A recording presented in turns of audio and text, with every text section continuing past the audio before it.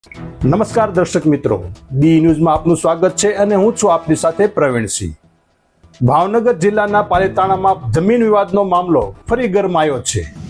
આજપુર road પર આવેલી વિવાદિત જમીન પર કોર્ટના ચુકાદા બાદ પણ ફરી કબજો કરાયા હોવાના આક્ષેપ થયા છે। શું છે સમગ્ર મામલો, જોઈએ આ અહેવાલમાં। પાલીતાણાના આજપુર રોડ પર આવેલી આ જમીન વર્ષ 1993થી કોર્ટ કેસ હેઠળ હતી। લાંબી કાનૂની લડાઈ બાદ નામદાર કોર્ટે મૂળ હકદારની તરફેણમાં ચુકાદો આપ્યો હતો। કોર્ટના આદેશથી પોલીસ બંદોબસ્ત સાથે કબજો સોંપવાની પ્રક્રિયા પણ પૂરી કરાઈ હતી, પરંતુ આશ્ચર્યજનક રીતે સામી પક્ષે ફરી કબજો કર્યો હોવાના આક્ષેપો ઉઠ્યા છે। આ મામલે ફરિયાદી બાબુસિંહ પરમારે સામે પક્ષ પર ગંભીર આક્ષેપો કર્યા છે।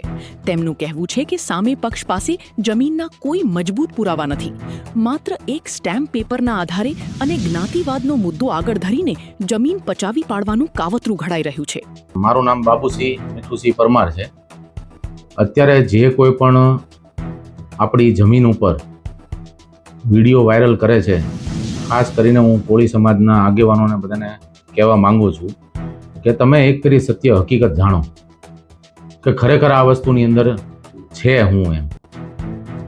અગર તમે જમીન ઉપર બેઠા બેઠા જો અગર આ વિડીયો વાયરલ કરશો ને કોળી સમાજના આગેવાનોને ખોટી ગેરમાર્ગે તમે બધા આ દોરવવાનું કામ કરો છો, ને પહેલા પ્રથમ તો હું એ કહેવા માંગુ છું કે એ લોકોએ બધા એવા વિડીયો વાયરલ કરે છે કે લુખ્ખા તત્વો ને ગુંડાઓ, અમે કોઈ એવા પ્રકૃતિના માણસો છે જ નહીં। પહેલે જો આ હાઈકોર્ટનો ઓર્ડર છે, હાઈકોર્ટના ઓર્ડરની અંદર આ લોકોને 6 ફેરી ડિસમિસ કરવામાં આવેલા છે।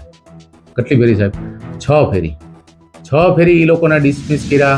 ભાવનગર ડિસ્ટ્રિક્ટ કોર્ટને પણ ઓર્ડર કરેલો છે, પછી પાલીતાણા કોર્ટને તમે 1993 ને 1986ની વાત લાવો। હું ખોટો હોઉં કે અગર કોઈ મારી વસ્તુ ખોટી હોય તો આજથી 6 મહિના પહેલા પોલીસ પ્રોટેક્શન સાથે DYSP Shri, Palitana town police station, મામલાદાર, કોર્ટના આદેશ પ્રમાણે બેલીફશ્રીએ નહીં કરતા કમથી કમ આ લોકોને 10 મહિના 11 મહિના પહેલા નોટિસો આપવાનું ચાલુ કર્યું। આ લોકોએ કોઈએ નોટિસ સ્વીકારી નહીં। શું કામ? કેમ કે એ લોકો બધા ખોટા છે। છતાં નોટિસ એ લોકોને ચોડવીને આવ્યા એમના ઘરે। પછી અમે લોકો આજથી 6 મહિના પહેલા કાયદેસર રીતે અમે ગયા, પાલીતાણા કોર્ટના હુકમ પ્રમાણે અમે લોકો ત્યાં ગયા, અને આ લોકોને હવે કોર્ટનો હુકમ વાંચવો છે તો એ પણ હું તમને સંભળાવી દઉં છું, સાંભળજો। હાલની દરખાસ્તની અરજમાંથી મંજૂર કરવામાં આવે છે અને આથી એવો હુકમ કરવામાં આવે છે કે કામે સિવિલ પ્રોસિજર કોડ 1908ના હુકમ 21 નિયમ 35 અને 32 ઇન્જેક્શન મુજબના કબજા વોરંટ બેલીફશ્રીએ લાભોના કાઢવાનો હુકમ કરવામાં આવે છે, અને બેલીફશ્રીઓએ જરૂરિયાત જણાય આવે તો પોલીસ પ્રોટેક્શન સાથે રાખી ડીફ્રો હોલ્ડર મીઠુસિંહ પરમારના વારસદારોને જજમેન્ટ ડેટર પાસેથી મિલકતનો શાંત અને પ્રત્યક્ષ કબજો અપાવવો। સદરુ કબજા વોરંટની બજવણી અધિકારી દ્વારા કામે collector Shri Bhavnagar, SDM Shri Palitana Bhavnagar, city superintendent કચેરી ભાવનગર અધિકારીના માર્ગદર્શન હેઠળ લાગતા વળગતા police station PI, PSI, PSI શ્રીઓ જરૂરી લાગે પોલીસને રૂબરૂ ભાવનગરમાં ડિસ્ટ્રિક્ટ કોર્ટ દ્વારા 22/1/1993ના હુકમ મુજબ ડી હોસ્પિટલ સદર જમીનનો કબજો અપાવવો। પાલીતાણા તાલુકાની પ્રતાપગઢની રેવન્યુ સર્વે નંબર 220, આપણી ત્યાં 2 જમીન છે, 220 સર્વે નંબર અને સર્વે નંબર 80 છે। અત્યારે કોળી સમાજના આગેવાનો બધાએ ને આ લોકો બધાને ઇન્સ્ટાગ્રામની અંદર વિડીયો વાયરલ કરીને ખોટા ગેરમાર્ગે દોરવે છે। એક નકલ અમલવારી સારું કલેક્ટર શ્રી પાલીતાણા હેઠળના સર્કલ અધિકારી ડીવાયએસપી શ્રીને તથા વાદગ્રસ્ત મિલકતના લાગતા વળગતા પોલીસ સ્ટેશન પીઆઈને, પીએસઆઈ શ્રીઓને મોકલવાનો હુકમ કરવામાં આવે છે। બરોબર છે।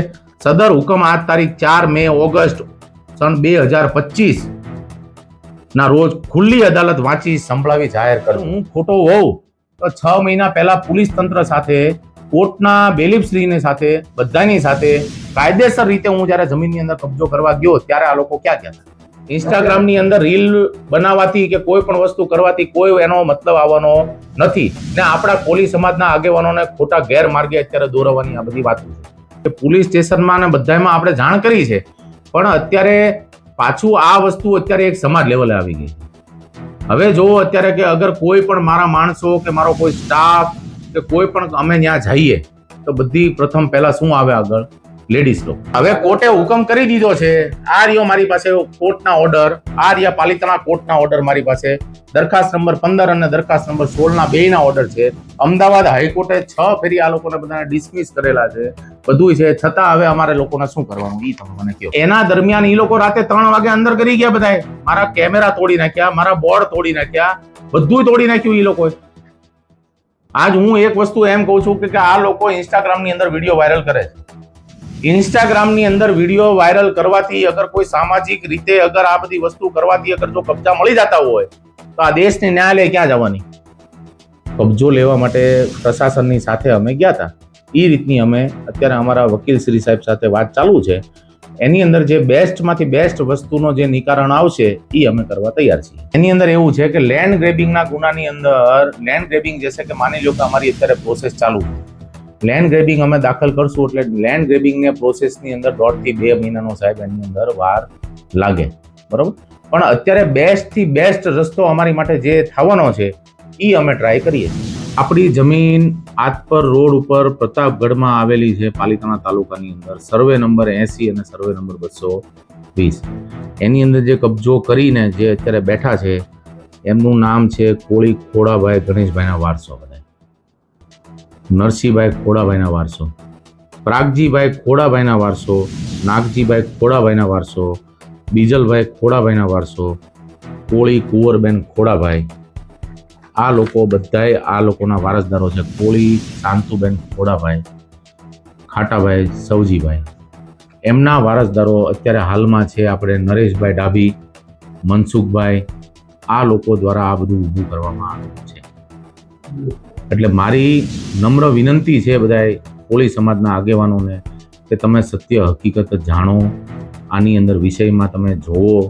તમને ક્યાંય પણ અગર જરૂરિયાત પડતી હોય તો મને કહો, હું તમને આવીને બધું સમજાવું. કે તમે મારા સમક્ષમાં પધારો, તમે બોલાવો તો હું આવવા તૈયાર છું.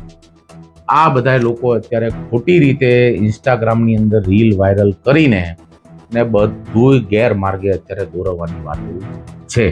મારો જમીનને લઈને એટલો જ એક વિશ્વાસ છે મને કે જે કાંઈ પણ આપણે કાયદાકીય રીતે જ હાલવાનું છે. કોઈની સાથે આપણે કાંઈ એવું કરવું નથી. જે માનનીય ઉચ્ચ ન્યાયાલયે તો આદેશો આપેલા છે એ જ લઈને તમારે સમક્ષમાં બેઠો છું. પણ હવે પણ આગળ જે કોઈ પણ માનનીય ન્યાયાલય જે ફેસલો કરશે એની ઉપર હું આધારિત રહીશ. કોર્ટના સ્પષ્ટ હુકમનું ઉલ્લંઘન થતા હવે કાયદો અને વ્યવસ્થા સામે સવાલો ઊભા થયા છે. શું પ્રશાસન કોર્ટના ઓર્ડરનું પાલન કરાવશે કે પછી ફરી એકવાર આ મામલો લાંબી કાનૂની ગૂંચવણમાં ફસાઈ જશે તે જોવું હવે મહત્વનું બની રહેશે. તો આ હતા પાલિતાણાથી મળતા સમાચાર. વધુ વિગતો અને ભાવનગરના પળે પળના ન્યૂઝ માટે જોતા રહો BE ન્યૂઝ. નમસ્કાર.